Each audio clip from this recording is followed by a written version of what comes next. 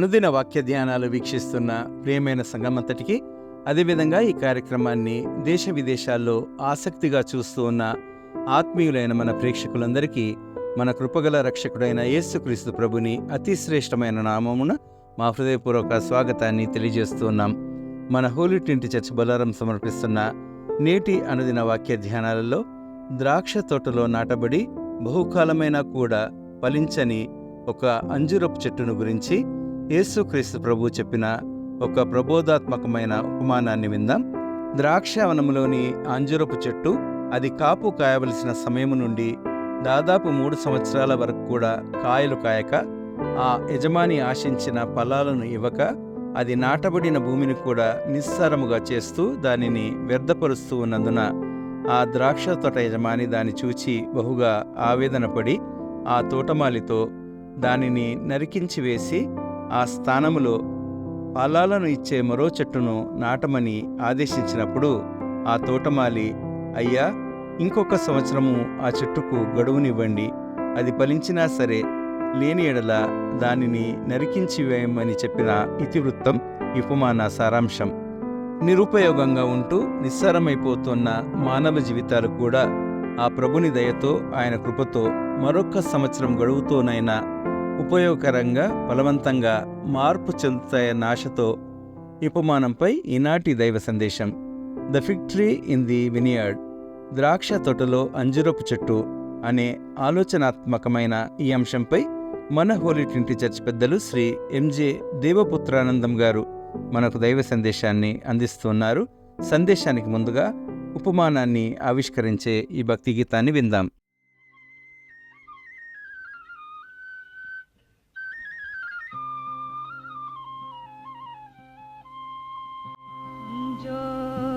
చెట్టొకటి నాటెను ద్రాక్షవనమందు, పూతారాదే పిందెలేదే, పచ్చని ఆకులతో నిండే. అంజూరపు చెట్టొకటి నాటెను ద్రాక్షవనమందు, పూతారాదే పిందెలేదే, పూతారాదే పిందెలేదే, పచ్చని ఆకులతో నిండే, పచ్చని ఆకులతో నిండే. అంజూరపు చెట్టొకటి నాటెను ద్రాక్షవనమందు.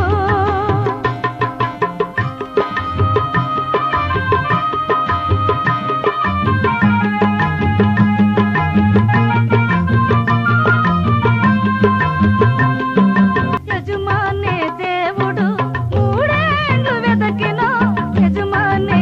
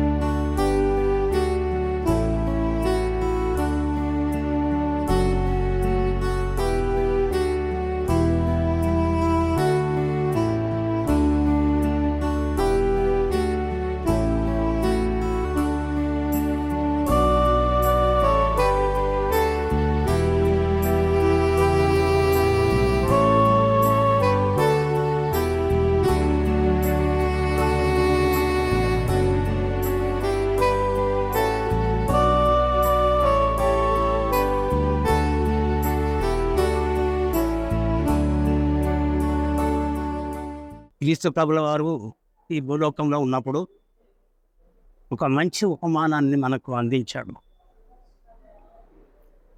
ఒక మనుషునికి ద్రాక్ష తోటలో అంజూరపు చెట్టును నాటబడి ఉంట మనం చూడగలుగుతాం. ఈ అంజూరపు చెట్టును నాటి తోట యజమాని 3 సంవత్సరాలు వరుసగా ఎంతో ఓపికతో తాను కనిపెట్టుచున్నాడు. దానికి కావలసిన ఎరువులు, నీరు అందించడము, శ్రద్ధ చూపడం అన్నీ జరిగినప్పటికీ ఫలం మాత్రము శూన్యం.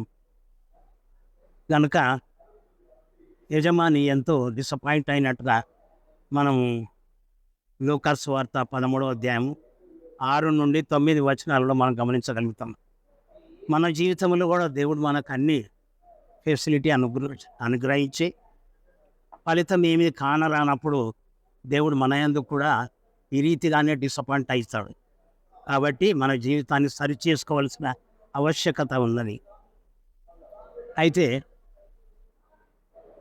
దేవుని యొక్క కుమారుడైన క్రీస్తు ప్రభుల వారు దేవుని ఆజ్ఞను తాను మెండు చేసుకోవడానికి అనగా ఆ చెట్టును కంప్లీట్గా నరికి పారేయమని ఆజ్ఞ ఇచ్చినప్పుడు క్రీస్తు ప్రభుల వారు అతన్ని దేవుణ్ణి వేడుకుంటాడు. అయ్యా, ఈ ఒక్క సంవత్సరం కూడా దానికి తగిన రీతిగా నేను కష్టపడి దాన్ని ఫలించే రీతిగా ప్రయాసపడతానని మాట ఇచ్చినప్పుడు దేవుడు కూడా సరే అని చూశాడు. మరి మన జీవితంలో కూడా మనం ఎన్నో సంవత్సరాలు ఆయుష్ గడిచిపోయింది. మరి మనలో ఏమన్నా మార్పు ఉన్నదా? క్రీస్తు ప్రభుల వారిని మనం నమ్మినప్పుడు అన్యజనులకు మనకు ఏమన్నా మార్పు ఉన్నదా అనేది మనము గమనించుకోవలసిన వారమై ఉన్నాం. లేకుంటే మరి మనకు శిక్ష తప్పదు. ఈ ఆధ్యాత్మిక పాఠాన్ని మనం గమనించవలసిన వారమై ఉన్నాం. మరి ఒక సంవత్సరాన్ని 2024 క్రైస్తవులందరికీ ఇవ్వబడినటువంటి గొప్ప బహుమానం. దీన్ని సరి అయిన విధంగా మనం వాడుకోకపోతే శిక్ష తప్పదు.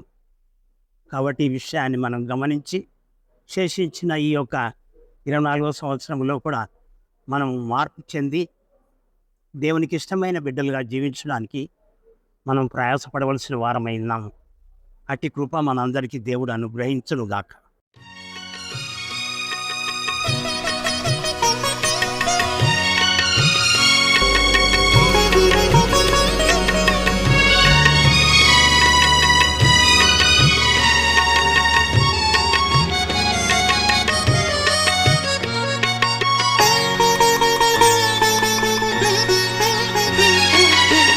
పరిమళాలు కురియలేని తిరుల తోట లేలా, గుండె గుడిలో క్రీస్తు లేని బండ బ్రతుకులేలా.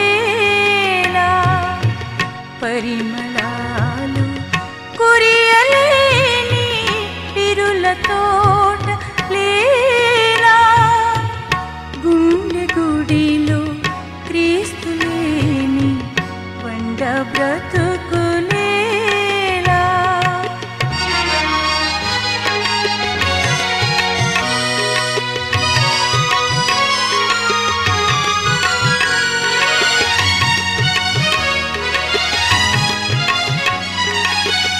చమురు లేని ప్రమిదలందు వెలుగు పోలు పోయునా,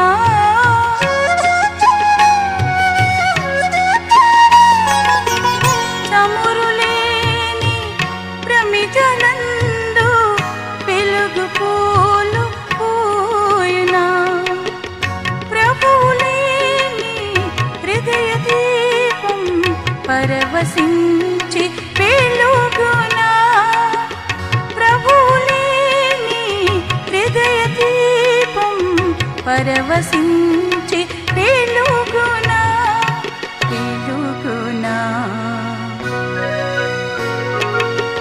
పరిమళాలు కురియలేని పిరుల తోట లేలా, గుండె గుడిలో క్రీస్తు లేని బండ బ్రతుకులేలా.